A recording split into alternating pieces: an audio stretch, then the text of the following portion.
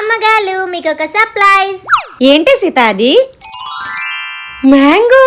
Wow Sita, నాకు mangoes అంటే చాలా ఇష్టం. సీత, ఎక్కడి నుంచి తీసుకొచ్చావు ఇది? మన పక్కన మామిడి తోట ఉంది కదా అమ్మగారు, అక్కడి నుంచే తీసుకొచ్చాను. ఓ అవునా. అవును సీత, నువ్వు హనీ కదా బయటికి వెళ్ళారు, నువ్వు ఒక్కదానివే వచ్చావు. Honey AD?